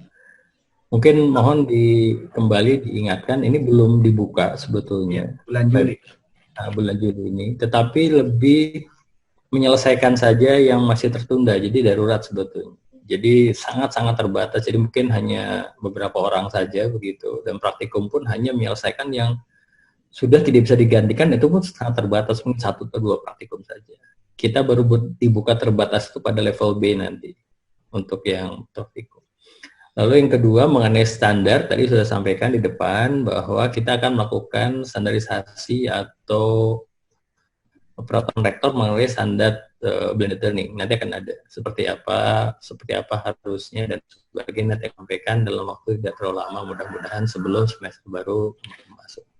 Lalu mengenai tadi kegiatan mahasiswa, ini nanti akan ada atau sudah, saya harus cek dulu ke Pak Boy, Direktur Kemahasiswaan, sudah ada workshop untuk perbaikan proposal atau program kerja mahasiswa terkait dengan nanti yang online learning. Nah, mengenai yang beasiswa atau UKT, jadi UKT ini berlakunya tidak otomatis minta turun maka turun terkait COVID. Jadi mereka harus mengupdate dulu database mereka. Jadi apakah betul mereka yang terdampak? Ini sebagai contoh saja yang kita khawatirkan terdampak. Ternyata pada pendaftaran SNPTN itu sekitar kurang lebih 10% dari jumlah mahasiswa yang ada di UNPAD untuk angkatan 2020 itu ternyata tidak terdampak. Mereka sama saja sebetulnya dengan apa yang ada. Sehingga memang ini sangat case by case begitu. Jadi nanti silahkan kalau ada mahasiswa memang merasa terdampak, orang tuanya di PHK dan sebagainya, mengajukan saja ke pimpinan fakultas dengan mengupdate database seperti mereka saat mulai mau masuk ke UNPAD. Jadi data-data orang tua, data listrik, segala macam dimasukkan, nanti kita akan lihat apakah mereka sudah terjadi penurunan atau tidak. Nah, ini mohon nanti Pak Dekan juga bisa melakukan penapisan. Kadang-kadang mahasiswa itu kalau sedang turun minta, tapi kalau udah baik lagi dia tidak akan naik lagi tuh UKT-nya, tidak akan mengajukan kenaikan UKT biasanya. Jadi hanya penurunan saja akan diajukan. Ini juga mohon nanti dilakukan. Itu mungkin dari saya tambahan. Terima kasih Pak. Baik, terima kasih. Pertanyaannya Pak Aru, Bapak dan Ibu yang lainnya kami persilakan. Ini kita beruntung hari ini sosialisasi ada Pak Warek 1, jadi penjelasan-penjelasan yang terkait dengan teknis pembelajaran dan kegiatan kemahasiswaan bisa langsung ditanyakan ke Pak Warek 1. Bu Epri, silakan. Baik, Assalamualaikum warahmatullahi wabarakatuh. Terima kasih Pak Dekan, terima kasih Pak WR dan Ibu Direktur, terima kasih banyak sudah hadir di fakultas kami. Saya Efri Mardawati, Kaprodi dari Teknologi Industri Pertanian. Ada beberapa hal yang ingin minta kejelasan dan konfirmasi lagi, Prof, karena ini kita berhubungan dengan mahasiswa yang setiap saat banyak sekali pertanyaan dengan mungkin karena kondisi seperti ini, semua orang sedang menyesuaikan diri begitu, termasuk dengan mahasiswa-mahasiswa kita yang sedang tersebar di daerahnya masing-masing, banyak curhat dan lain-lain. Yang pertama itu mengenai tadi seperti tadi sudah ini sama Pak Aru sebetulnya, tapi saya minta kejelasan lagi, Prof. Untuk yang pembebasan atau pengerangan UKT, Prof. Jadi memang ada beberapa di kami ini mahasiswa yang harusnya prediksi kita di awal UP tepat waktu, kemudian mata kuliah yang lain sudah pas waktunya, kemudian mereka sudah masuk lab, tiba-tiba di tengah jalan lab kan ditutup begitu, mulai dari Maret 16 Maret kemarin lab ditutup dan akhirnya mereka tidak bisa lagi melanjutkan sama sekali begitu. Nah, yang tadinya dengan kalau tidak ada COVID, insya Allah mereka bisa selesai harusnya bulan sebelum 14 Agustus ini, Prof. Apakah yang kondisinya seperti ini karena harusnya sebetulnya mereka dengan perencanaan yang sudah matang itu harusnya bisa selesai begitu? Apakah ada kebijakan? Kalau dari Dikti kan memang yang angkatan semester 14 begitu yang sudah akan DO itu diberikan perpanjangan waktu. Nah, dengan pembahasan UKT. Nah, kami memohon sebetulnya ini tidak cuma sekedar menyampaikan sebetulnya permohonan mewakili mahasiswa-mahasiswa kami yang ada beberapa yang memang kondisinya seperti itu, Prof. Jadi harusnya mereka itu selesai begitu, baik yang semester 10 maupun yang semester 8. Yang semester 8 dengan kalau mereka sudah menyelesaikan segera dengan harusnya bisa segera selesai begitu. Jadi sebetulnya kami melakukan perpanjangan tangan dari anak-anak kami begitu apakah ada kebijakan misalnya memang pembahasan UKT karena betul-betul tinggal penelitian di labnya Prof, jadi nggak bisa diapa-apain karena labnya itu, atau setidaknya misalnya pemotongan 50% atau apa begitu. Walaupun gerakan di bawah anak-anak sebetulnya meminta, wah Bu, semester ini kan operasional kampus berkurang, tapi saya sudah jelaskan bahwa tidak seperti itu, ada fixed cost yang harus dibayarkan dan tidak semuanya bisa dibebaskan, tapi harus dengan kondisi tertentu kami akan usahakan gitu bicara. Nah, ini hari ini saya memohon sebetulnya kebijakan UNPAD untuk mahasiswa-mahasiswa kita yang seperti itu begitu Prof. Apalagi yang memang terkendala keuangan. Yang jelas tanpa COVID, insya Allah sebetulnya perencanaannya bisa selesai gitu. Dengan adanya COVID ini semuanya menjadi tidak bisa. Nah itu. Jadi yang pertama itu, jadi kami sebetulnya melakukan permohonan supaya UNPAD bisa memikirkan kembali setidaknya yang harusnya bisa selesai dengan kondisi seperti ini nggak jadi. Kalau pengurangan UKT semuanya mungkin ya seperti tadi Prof sudah bilang bahwa malah meningkat operasional. Sepertinya orang luar lihat berkurang, ternyata operasionalnya malah meningkat gitu. Kemudian yang kedua, karena mereka juga sebetulnya kami jadinya menambah, ini Bu, gitu ya, dengan kuota, dengan permasalahan jaringan di mana-mana, sebetulnya banyak sekali curhat-curhatan anak-anak, gitu. Nah, jadi ada apa yang bisa kita lakukan untuk sedikit mengurangi beban-beban yang ada di mereka, gitu, dengan UKT ini. Kemudian yang kedua, Prof, ini juga permohonan mahasiswa, jadi pandemik ini adalah tragedi internasional. Banyak sekali yang terdampak, termasuk orang tua mahasiswa kita yang banyak dirumahkan. Jadi banyak sekali cerita-cerita mahasiswa yang betul-betul membutuhkan, yang tadinya di siat mereka bagus-bagus saja, tetapi tiba-tiba di 6 bulan terakhir ini mereka dirumahkan, kondisinya menjadi sangat sulit. Apakah ada peningkatan skema beasiswa dari Unispa Jajaran? Saya selalu koordinasi sama Pak Aru. Pak Aru jadi diberondong terus, Pak, ini mahasiswa yang ini begini. Apakah kami berharap UNPAD dapat meningkatkan skema beasiswa begitu, atau mungkin khusus bisa ada skema beasiswa khusus mahasiswa yang terdampak COVID misalnya begitu. Karena memang ada beberapa mahasiswa kita yang orang tuanya dua-duanya dirumahkan dan tiba-tiba kondisi keuangan menjadi sangat sulit. Jadi itu juga permohonan kami, Prof, kalau misalnya kalau beasiswa yang lain kan ada. Nah, khusus untuk membantu mahasiswa-mahasiswa kita yang terdampak COVID ini, kalau bisa ada skema beasiswa baru yang ditawarkan untuk UKT semester ganjil gitu. Karena sepertinya memang tragedi ini sampai akhir tahun masih level B, dan insya Allah semoga tahun depan itu menjadi level A selesai gitu. Kemudian yang ketiga tadi sebetulnya sama Prof, praktikum di kami itu semuanya tadinya kami akan undur di bulan Juli ini. Kami sudah senang sekali, ternyata masih bersyarat Juli itu untuk penelitian riset dan betul-betul protokol kesehatan. Jadi sepertinya akan kami geser ke semester depan, Prof. Nah, mungkin itu lebih apakah tadi kejelasannya seperti apa, kemudian mungkin di kurikulum kami, jadi yang tadinya harus semester ini, karena tadi sama dengan teknologi pangan, ada beberapa mata kuliah keterampilan yang memang harus mereka miliki, yang tidak bisa sekedar demonstrasi. Ya, seperti mikrobiologi industri, mereka harus betul-betul melakukan eksperimen di laboratorium. Jadi insya Allah akan kami atur lagi, kemudian kami susun lagi kurikulum 64 pelajarannya, sehingga praktikum yang harusnya semester ini, yang tidak bisa diganti dengan demonstrasi dan lain-lain, akan kami pindah ke semester depan. Berarti tadi seperti kata Prof, tadi berarti kita harus atur di bagian depan gitu, sehingga sekalian mereka ini. Terima kasih, itu saja Prof. Assalamualaikum warahmatullahi wabarakatuh. Mengenai tadi, ini sudah pernah saya dan kebetulan Bu Rektor waktu itu ketemu dengan BEM terkait dengan mahasiswa yang seperti tadi. Memang masalah COVID ini bukan cuma masalah di mahasiswa, tapi masalah kita semua, termasuk UNPAD juga. Jadi harapannya adalah kita semua juga melakukan sharing permasalahan begitu. Memang mahasiswa ini kadang-kadang saya nggak mau tahu, pokoknya saya ini harusnya mundur, pokoknya saya pengen dibebaskan.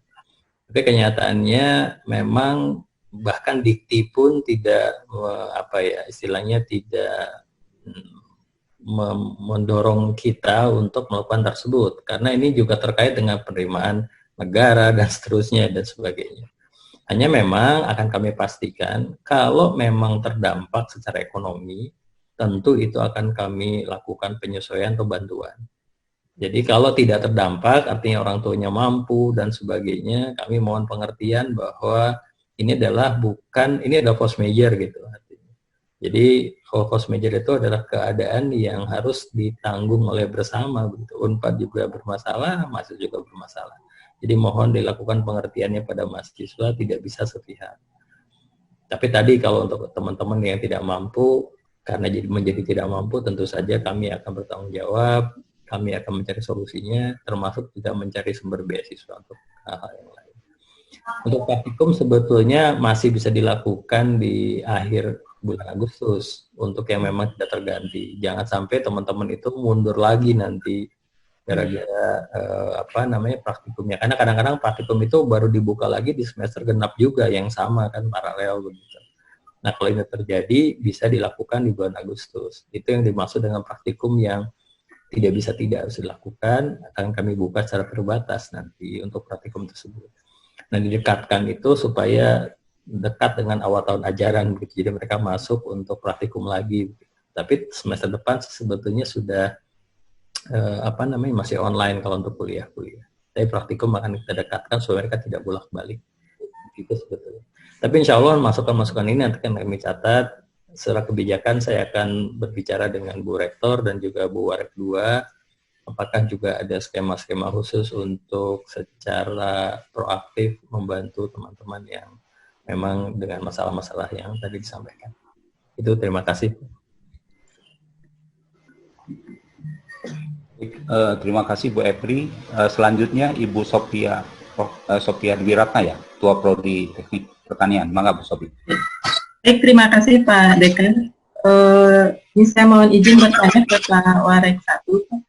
Ada dua pertanyaan. Yang pertama terkait praktikum. Tadi beberapa pertanyaan sudah terjawab ya dari pertanyaan-pertanyaan sebelumnya. Cuma ada satu hal yang ingin kami tanyakan, yaitu terkait pencairan dana praktikum untuk semester ganjil, Pak. Jadi di Prodi Teknik Pertanian ini ada beberapa beberapa metode penyelesaian praktikum terkait masalah COVID. Jadi dari beberapa mata kuliah yang ada praktikumnya itu ada yang bisa digantikan dengan resitasi maupun penggunaan data sekunder. Nah, kemudian ada juga praktikum yang masih tertunda sampai saat ini karena sifatnya dia keterampilan ya, jadi tidak bisa dilaksanakan.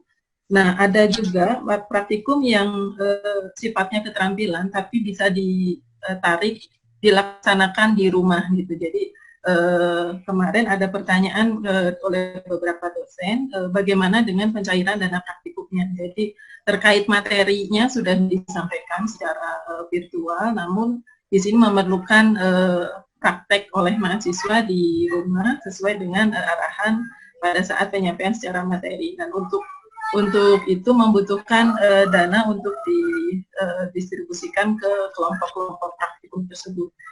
Misalnya terkait dengan ada di kami itu praktikum yang sifatnya penyusunan praktek membuat alat dan mesin, Pak. Itu materi di awal sudah disampaikan, tinggal ke masalah prakteknya ini yang belum bisa dilaksanakan karena terkait dana. Sebelumnya pertanyaan ini pernah saya sampaikan ke Pak Dekan, penjelasannya pada saat itu adalah bahwa untuk dana BHP praktikum di semester ganjil ini akan cair, hanya kapan dan metodenya seperti apa itu yang belum ada penjelasan. Itu barangkali Pak pertanyaan pertama. Yang kedua terkait pelaksanaan kampus merdeka, Pak, mengenai MOU dengan universitas-universitas itu apakah sudah ada atau belum gitu untuk persiapan pelaksanaan teknisnya nanti. Itu menjadi satu pertanyaan dari kami di forum prodi sejenis itu untuk menyusun kerjasama kan membutuhkan MOU dengan antar universitas. Nah, apakah sudah ada terkait hal itu atau belum? Demikian Pak Dekan. Bu Sofi, saya jawab yang nomor 2 dulu, nanti nomor 1 Pak Mutakin mungkin bisa menjawab tentang pencairan dana. Kalau yang 2 MOU, ini memang kalau PTNBH kita sudah bersepakat, tapi teknisnya belum dilakukan. Jadi dengan PTNBH yang lain, UGM, lalu ITB, UI, semua kita bersepakat untuk itu. Tetapi yang terdekat yang sudah ada MOU itu dengan ITB. Karena lebih visible satu kota, dan kebetulan Bu Rektor sudah ketemu dengan Bu Rektor ITB, sudah berbicara, nanti mungkin kami akan finalisasi khusus untuk kampus Merdeka ini. Karena waktunya saya belum tahu, nanti akan disampaikan. Untuk pencairan dana mungkin Pak Mutakin masih ada, bisa memberikan bagaimana pencairan untuk dana. Saya lihat tadi Pak Mutakin masih ada ya. Ini kebetulan karena bagiannya bagian kantor Warek 2 sebetulnya. Oh. Ya. Pak Mutakin, mungkin ada gangguan. Mungkin sekilas saja saya bisa memberikan gambaran sebagai mantan WR2 ini, kalau masih sama begitu. Jadi pencairan tetap nanti kelihatannya akan ada pengajuan pindah alokasi atau pengalokasian yang tadinya pembelian BHP menjadi misalnya bantuan praktikum. Mohon tadi ini harus dikonfirmasi nanti. Nah ini Pak Mutakin, silakan Pak Mutakin, tentang pencairan dana yang tadinya dana BHP sekarang mau dialihkan menjadi bantuan biaya praktikum sebetulnya, karena mahasiswa itu nanti melakukan praktikum secara sendiri. Mangga silakan Pak Mutakin. Ya, atur nuhun. Untuk perubahan anggaran nanti harap ditujukan ke kantor WR2. Nanti dari WR2 akan didisposisi biasanya untuk beberapa perubahan yang real. Biasanya di ajuan itu ada berapa, kemudian nanti yang akan dialihkan berapa. Itu juga sebenarnya harusnya sudah kita rekon sekarang, tetapi kita masih menunggu report dulu ke MWA nanti, karena untuk perubahan itu kita tidak bisa dengan begitu saja mengubah alokasi anggaran. Itu harus dengan izin dari MWA. Kita akan berkonsultasi dengan komite audit nanti setelah semua rekapannya masuk, begitu barangkali Pak Warek. Jadi intinya silakan diajukan ke kantor pusat untuk perubahannya. Nanti kita akan bawa, kebetulan dalam minggu ini kita akan report untuk kegiatan dan kinerja UNPAD, karena undangannya mungkin akan terbit di minggu ini sekalian, sehingga kalau ada perubahan dari BHP ke pendanaan lainnya itu bisa kita sounding dan minta persetujuan supaya bisa dialihkan, barangkali itu Pak Warek. Enggak. Terima kasih. Mungkin Pak Dekan, saya pikir itu jawaban dari Pak Mutakin yang memang handle urusan ini. Terima kasih Pak Warek dan Pak Mutakin. Saya persilakan barangkali Bapak dan Ibu yang lain.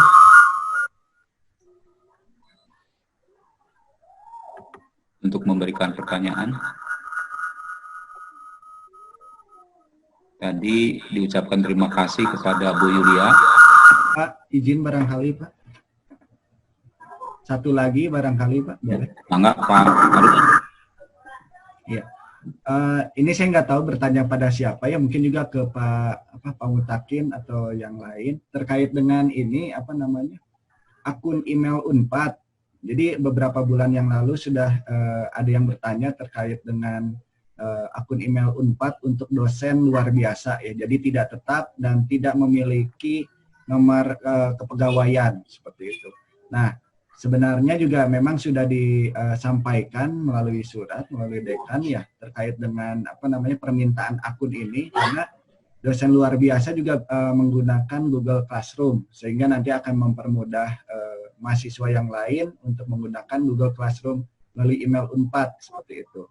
Nah, apabila memungkinkan, apakah ini bisa difasilitasi untuk dosen luar biasa yang tidak memiliki nomor kepegawaian, ya, nomor induk kepegawaian, untuk mendapatkan akun email Unpad demi kelancaran untuk pembelajaran, barangkali seperti itu. Barangkali itu, Pak. Terima kasih. Terima kasih, Pak Aruf. Barangkali bisa klarifikasi ini terkait dengan permasalahan dosen di FTIP. Kebetulan ada dosen pengajar tidak tetap pada saat kemarin COVID, barangkali ada permasalahan beliau tidak bisa akses menggunakan akun Unpad karena memang tidak mempunyai nomor NIDN, sehingga ini permasalahannya ada kendala di beberapa orang dosen pengajar tidak tetap itu untuk melakukan proses belajar mengajar. Dan ini memang sudah kami sampaikan juga ke universitas, cuma permasalahannya kelihatannya belum bisa diselesaikan, Pak Warek. Karena tidak punya akun Unpad ya? Iya, betul Pak. Ya.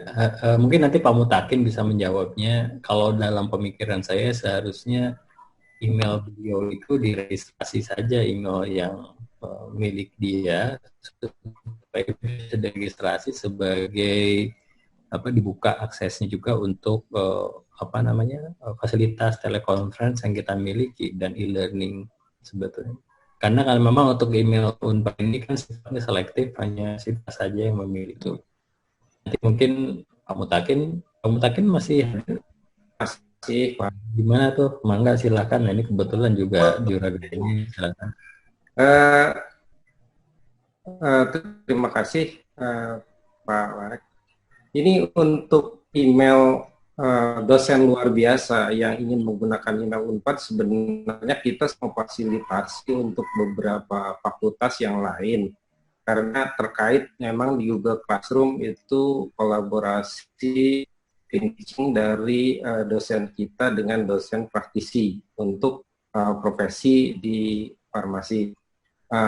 Contohnya mungkin di fakultas-fakultas lain juga ada yang seperti itu, tetapi prosedurnya kita menggunakan support @unpad.acid. Biasanya di situ bukan email yang ditujukan ke DPSI. Jadi itu tinggal kirim email permohonan lengkap dengan form yang sudah diisi ke support @unpad.acid. Jadi kirim emailnya ke situ, form yang sudah selesainya, dan akan kita buatkan gitu. Tetapi kebanyakan sekarang meminta DPSI, padahal untuk membuat PAUS itu sudah jelas prosedurnya, ada SP-nya di situ yang bisa dibaca di web. Jadi kita kesulitannya apa? Karena kita tidak tahu untuk membuat email itu namanya siapa. Misalkan kalau hanya nama, nanti ada kebutuhan untuk tanggal lahir, ada kebutuhan nomor handphone, nomor KTP, dan lain-lain. Kalau itu tidak dikirimkan datanya ke kita harus membuat suatu yang dummy, sehingga di database kepegawaian Unpad itu jadi banyak semacam junk. Jadi data-data yang kita isi dengan dummy karena kebutuhan yang mendesak dari fakultas. Jadi dosen A kita kasih nomor pokok dummy, lahir dummy, dan seterusnya, sehingga kita tidak punya data yang kualitasnya bagus. Sehingga kalau ingin mengajukan itu sebenarnya ada prosedurnya gampang, tinggal di-download formnya, kemudian diisi data yang ada di situ, nanti kita bisa buatkan. Sebenarnya itu prosedur yang simpel dan itu sudah dilakukan sejak lama gitu. Jadi mungkin sekarang itu ada miskom atau disinformasi bahwa pembuatannya itu harus ke DPSI. Padahal sebenarnya kalau itu dilakukan dengan prosedur yang sudah ada, itu langsung jadi. Hari itu juga diajukan, mungkin kalau kita sudah ada datanya lengkap, itu bisa di-create gitu. Itu mungkin sikap. Pak Dekan, punten izin klarifikasi Pak terkait permintaan email akun Unpad itu sudah yang saya tahu Pak untuk di TEP, dosen LB di TEP itu sudah mengajukan melalui support Unpad, sudah mengisi. Hanya respon dari support Unpad adalah tidak bisa diberikan karena belum punya NIP. Jadi salah satu syaratnya itu adalah NIP Pak, bukan NIDN. Nah untuk NIP ini harus membuat ajuan ke kepegawaian gitu atau apa. Dan itu yang kita miss. Jadi belum tahu bagaimana prosedurnya. Itu Pak Mutakin dan Pak Dekan. Ya, terima kasih. Yang saya sebut dengan kita harus membuat NIP dummy dengan data yang tidak ada karena tidak ada aturan dari SDM-nya untuk dosen LB. Itu kan memang prosedurnya supaya masuk ke dalam database kepegawaian kita itu harus ada approval dari SDM. Tapi kalau kita masukkan sebenarnya bisa saja, cuman berarti tidak sesuai dengan ketentuan yang berlaku. Itu untuk membuat itu gampang, untuk membuat akun email itu. Cuman kalau kita tidak sesuai prosedur, biasanya justru malahan data di kita itu jadi mempersulit gitu ke depannya untuk pemeriksaan dan lain-lain. Barangkali itu Bu. Yeah. Memang dari SDM betul sekali harus ada NIP-nya. Jadi kita tidak bisa meng-create NIP dummy atau NIP asal-asalan yang kita buat supaya seseorang bisa punya akun Unpad. Itu barangkali. Yeah. Baik, terima kasih Pak Mutakin. Mudah-mudahan jelas ya Bu Sophie terkait dengan permasalahan teman-teman dosen yang tidak tetap yang belum mendapatkan akun Unpad. Kemarin pada saat belum terjadi pandemi COVID masih bisa diperoleh, tetapi pada saat kemarin pandemi COVID itu untuk memperolehnya agak ada keterbatasan. Itu barangkali mungkin Pak Mutapi. Baik, Bapak dan Ibu yang lain, saya persilakan. Barangkali ada pertanyaan. Di chat itu, di room chat saya kira banyak pertanyaan dari Pak Agus dan juga dari Bapak Ibu yang lain. Terima kasih kepada Ibu Yulia dan juga Bu Heni yang sudah menjawab pertanyaan Bapak Ibu dosen di chat room. Baik, masih ada Bapak dan Ibu? Pak Aldi barangkali Pak bertanya itu Pak. Oh iya Pak Aldi itu silakan disampaikan di dalam forum saja. Baik, Assalamualaikum warahmatullahi wabarakatuh. Waalaikumsalam. Terima kasih Pak. Pak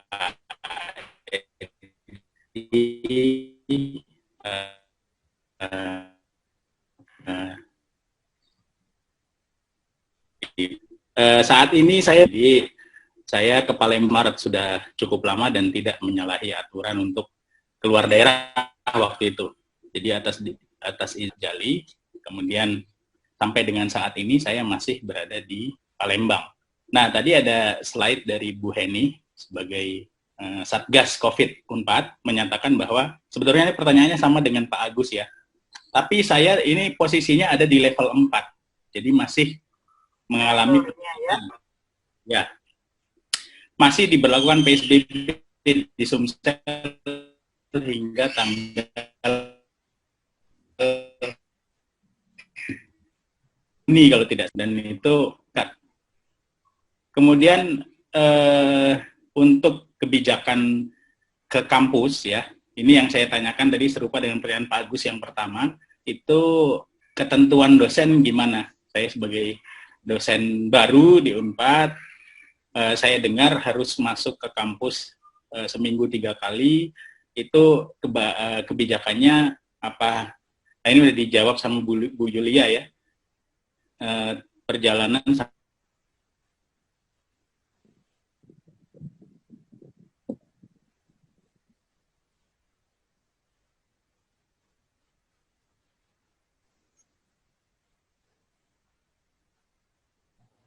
Aldi, suaranya tidak kedengeran. Barangkali di stop aja videonya dulu.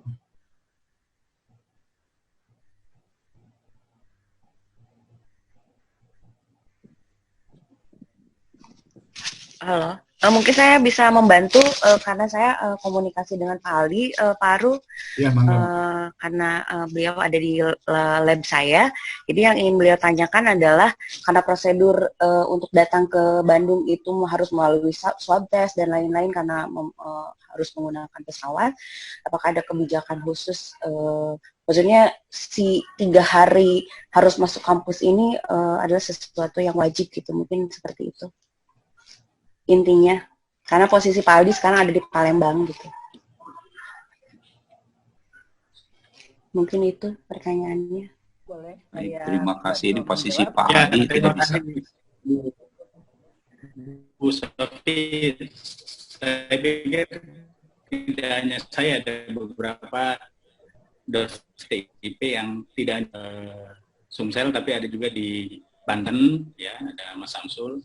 Itu juga sempat chat dengan saya menanyakan pertanyaan serupa. Mohon maaf terputus, ini internet saya tidak stabil. Terima kasih Bu Sofi, seperti itu kurang. Iya, barangkali saya bisa menjawab ya Pak Aldi ya. Iya Bu, terima kasih. Ya, terkait dengan tadi pertanyaannya, Bapak kan ada di level 4 ya, di Palembang. Nah, nanti kebijakannya nanti sangat tergantung kepada kebijakan di daerahnya masing-masing. Artinya nanti kalau masuk ke UNPAD tetap nanti ada filternya bahwa harus mengikuti crash course dulu, kemudian mengisi program Amari. Nah, itu nanti bisa terdeteksi gitu. Apakah misalnya Bapak pernah kontak dengan pasien COVID dan lain sebagainya. Nah, tentu nanti ada hal-hal yang harus dilakukan. Jadi artinya terkait dengan Bapak ada di daerah mana, tentu itu sangat tergantung kepada kebijakan masing-masing di daerahnya seperti apa. Untuk pergi katakanlah keluar dari Palembang akan ke Bandung, itu nanti harus seperti apa, nanti itu yang harus diikuti. Barangkali Dokter Yulia bisa menambahkan juga, mangga. Mangga, terima kasih Bu Eni. Izin Pak Dekan menyambung jawaban. Betul seperti yang disampaikan oleh Bu Heni, tapi barangkali saya ingin menekankan lagi, rencana apapun yang sekarang sedang kita bicarakan, itu akan sangat tergantung pada kebijakan nasional dan kebijakan daerah. Kita sudah buat rencana bulan Juni, bulan Juli, Agustus, seperti apa yang sudah disampaikan oleh Pak Warek tadi. Itu ada asumsi bahwa kondisi akan membaik. Dan kita tidak tahu kalau PSBB ini dibuka, yang terakhir dari Gubernur Jawa Barat itu PSBB kan, tapi kalau ada peningkatan kasus, ini akan diperketat lagi. Jadi kita masih melihat situasi ke depan seperti apa. Belum pasti semuanya akan berjalan seperti yang kita rencanakan. Itu mungkin yang harus kita ingat. Kondisinya sangat tergantung nanti kepada kebijakan keputusan daerah dan nasional. Mungkin itu tambahannya. Terima kasih. Terima kasih Bu Henin, Ibu Yulia.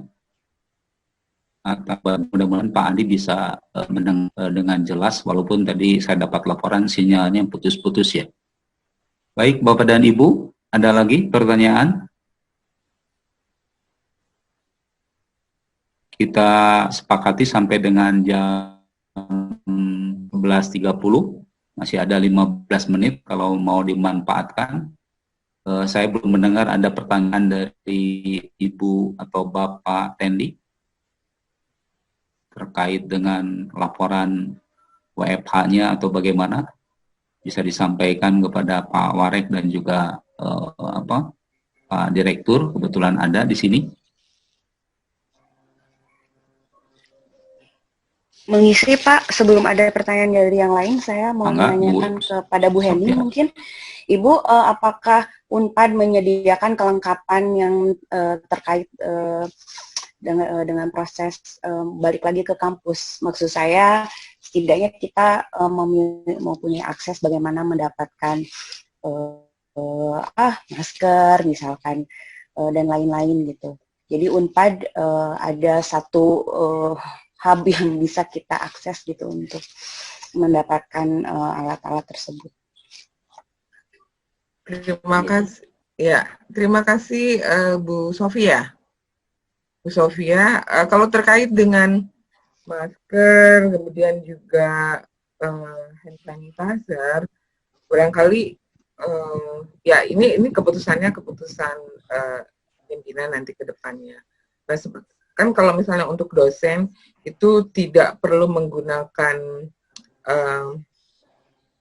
masker yang surgical mask gitu ya, cukup menggunakan masker kain, dan menurut saya itu relatif murah juga gitu. Maksudnya kita bisa mencuci nggak terlalu banyak biaya yang harus kita keluarkan, karena relatif murah juga maskernya. Dan kalau misalnya semuanya harus di cover sama universitas, saya sudah kebayang biaya yang harus dibebankan ke pimpinan itu luar biasa gitu, walaupun misalnya hanya masker gitu. Kalau menurut saya hal-hal yang seperti itu untuk kita gitu, itu bisa disediakan oleh kita sendiri. Dan barangkali nanti untuk yang terkait dengan praktikum gitu ya, seperti praktek profesi, itu memang sudah disampaikan juga.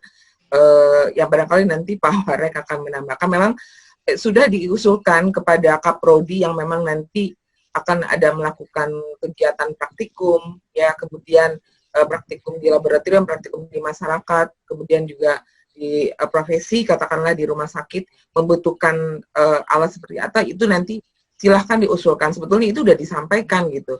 Dan nanti keputusannya apakah bisa diakomodir semuanya, itu sangat tergantung nanti beban yang harus diemban oleh universitas. Kalau menurut saya kayak sekarang hand sanitizer juga sangat murah gitu, maksudnya itu nggak susah dicari, dan sekarang sudah tersedia di mana-mana. Barangkali hal-hal yang seperti itu untuk dosen dan tendik bisa menggunakan masker kain, dan memang itu relatif murah. Hanya memang sebaiknya menggunakan masker kain yang 2 layer gitu, minimal 2 layer, yang itu yang memang proteksinya akan lebih baik gitu. Seperti itu sih barangkali ya kalau menurut saya nggak mungkin kalau semuanya harus difasilitasi oleh pimpinan dengan sekian ribu orang yang masuk gitu ya, untuk difasilitasi masker segitu Bu Sofi. Jadi barangkali itu bisa difasilitasi oleh kita masing-masing seperti itu. Kayaknya mungkin nggak terlalu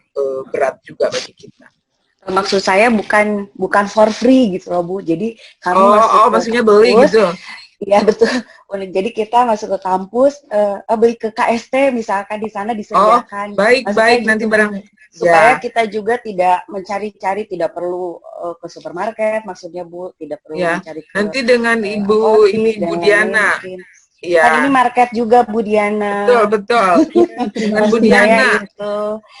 Iya. Angga Bu Diana barangkali bisa memfasilitasi ya Bu Diana ya. Insya Allah beberapa UMKM juga sekarang mereka memang membuat itu, nanti akan kami fasilitasi untuk menyediakan bisa dibeli di Orange gitu ya. Iya. Jadi custom kan Bu, ada FTIP, ada Unpad gitu juga, ya Bu. Ya. Ada wajah Bu Diana di maskernya gitu. Baik, mungkin nanti KST menyediakan ini juga Bu, hand sanitizer. Kalau hand sanitizer kami sudah membagikan 200 liter setiap fakultas Pak. Mungkin tadi di Pak Wahyu juga sudah katanya sudah ada di dekanat, tapi karena masih WFH jadi belum dibagikan. Tapi mungkin itu nanti pembagiannya tidak bisa kepada setiap orang dosen ya. Mungkin nanti adalah untuk memfasilitasi di setiap ruangan di fakultas. Tetapi barangkali kalau nanti ada keinginan dosen ingin membeli karena di luar itu susah dan kemudian juga harganya kelihatannya melonjak naik, itu mungkin juga pangsa pasar yang menarik juga Bu Diana. Iya, terima kasih banyak Pak. Nanti saya koordinasi dengan Prof. Unang di Lab Sentral. Iya, di Lab Sentral. Baik, Bapak dan Ibu, masih ada pertanyaan? Saya Pak. Oke, Bu Epri, mangga. Bu Eli dulu, Bu Eli mau tanya, Bu Eli silakan. Bu Eli dulu, mangga, sudah itu Bu Epri. Ya, makasih Pak. Ini Pak, dengan adanya WFH ini kan KKI saya pasti ada yang tidak tercapai. Apakah saya bisa masukkan sertifikat webinar dari dalam yang menyelenggarakan UNPAD ataupun dari luar untuk mengcover itu? Bisa nggak Pak? Terima kasih. Terima kasih Bu Eli. Ini nanti yang jawab Pak Warek 1 atau Pak Mutakin ini terkait dengan kinerja mungkin teknik. kalau mengenai KKI, mangga Pak Dekan. KKI mah kedahna SDM. Iya, SDM. Ya, tapi prinsipnya silakan dimasukkan saja lah, nanti SDM akan menilai. Prinsipnya semua kegiatan pasti akan diperhitungkan. Iya. Gitu. Makasih Pak. Oke, jelas ya Bu Eli, jangan khawatir, nanti setiap aktivitasnya dimasukkan saja ke dalam SIAT. Selanjutnya Bu Epri, mangga. Baik, terima kasih Pak Dekan. Ini satu lagi tertinggal pertanyaan mengenai penerimaan dan seleksi mahasiswa baru, Prof. Kalau mahasiswa baru angkatan 2020, apakah sistemnya masih sama seperti yang kemarin tahun lalu? Kalau ke tahun lalu kan ada SNMPTN, SBMPTN, dan jalur mandiri. Nah, tahun kemarin kalau jalur mandiri itu kan ada sistem wawancara segala, mahasiswanya ke sini. Kebetulan ini banyak pertanyaan dari calon orang tua mahasiswa yang ingin memasukkan anaknya. Nah, kalau yang tahun ini kira-kira apakah semuanya online atau masih ada yang seperti yang kemarin, Prof? Terima kasih. Iya, Bu. Jadi tahun ini sama jalurnya, hanya mandiri dibagi 3, internasional, mandiri, dan prestasi untuk mandirinya. Lalu tidak akan ada tes khusus, jadi kita rencananya hampir final akan menggunakan nilai UTBK saja. Jadi tidak akan ujian apa-apa, dan UTBK itu dipakai sebagai dasar untuk menerima mahasiswa mandiri. Ini sedang kami koordinasikan dengan LTMPT pusat untuk masalah ini. Mudah-mudahan tidak ada perubahan lagi terkait COVID. Oh iya. Jadi yang jalur mandiri harus masuk UTBK, mereka ujian UTBK ya. Untuk yang tahun lalu boleh ikut dengan nilai UTBK tahun lalu nanti diperhitungkan. Ya. Terima kasih, Prof. Baik, terima kasih Bapak dan Ibu. Yang lainnya masih ada? Kelihatannya mungkin cukup ya Bapak dan Ibu kegiatan sosialisasi virtual hari ini. Jadi kalau tidak ada pertanyaan, saya ingin mengucapkan terima kasih kepada Pak Warek dan juga tim serta tim gugus COVID-19 UNPAD yang telah menyampaikan berbagai informasi kepada Sivitas Akademika FTIP. Mudah-mudahan apa-apa yang disampaikan pada hari ini terkait dengan kondisi pandemi COVID-19 di Jawa Barat, ini juga menjadi perhatian kita semua, sehingga kita bisa melakukan upaya-upaya preventif untuk menjaga agar kita tetap bisa sehat dan juga menjalankan aktivitas. Kemudian juga dari pertemuan hari ini sudah disampaikan oleh Pak Warek 1 bahwa pada dasarnya untuk menghadapi tatanan baru di pembelajaran di kampus Universitas Padjadjaran, kita akan melakukan 3 tahapan. Yang pertama adalah tahapan disrupsi tanggap COVID-19 atau kita berikan level C, dan kelihatannya nanti akan berakhir pada bulan Juli 2020. Dan kemudian tahap yang kedua adalah rekonstruksi tatanan kampus baru yang kita berikan level B, dan itu akan dilaksanakan pada semester ganjil 2020-2021 dengan penerapan barangkali untuk pekerjaan tendik dengan dosen akan dilakukan secara kombinasi WFH atau daring dan offline, dan kemudian juga dalam proses pembelajaran kita akan lakukan dengan menggunakan blended learning. Mudah-mudahan seperti apa yang disampaikan oleh Pak Warek 1, situasi pandemi COVID ini bisa selesai dalam waktu yang tidak terlalu lama, dan kita bisa melakukan tahapan selanjutnya, yaitu tahapan tatanan kampus baru tidak lama lagi. Mudah-mudahan kalau melihat informasi dari kementerian bahwa proses belajar mengajar untuk pendidikan menengah dan juga atas diharapkan bisa berjalan secara normal pada Januari 2021. Saya kira itu Bapak dan Ibu simpulan yang kita bisa lakukan pada pertemuan hari ini. Kami berharap bahwa apa-apa yang disampaikan pada pertemuan hari ini bisa memperjelas terhadap aktivitas kita, para dosen, pendidik, dan juga mahasiswa dalam proses pembelajaran di kampus, dan kemudian juga kita berharap bahwa para dosen, pendidik juga memahami apa-apa yang disampaikan pada hari ini, dan terakhir kami berharap apa-apa yang sudah disampaikan terkait dengan prosedur dan juga protokol kesehatan yang sudah disampaikan ini bisa dilaksanakan dengan baik oleh para dosen dan pendidik di fakultas kita. Saya kira itu saja yang dapat saya sampaikan. Sekali lagi kami mengucapkan terima kasih atas partisipasi kita semua. Selamat siang. Assalamualaikum warahmatullahi wabarakatuh. Waalaikumsalam. Atunukun Pak Warek, Pak Mutakin, Mbak Diana, Waalaikumsalam. juga Ibu Heni dan kawan-kawan Ibu Julia. Hatur nuhun Pak Edi, Kami sami. Semoga tetap sehat semuanya. Amin. Amin. Assalamualaikum. Baru. Terima kasih. Assalamualaikum.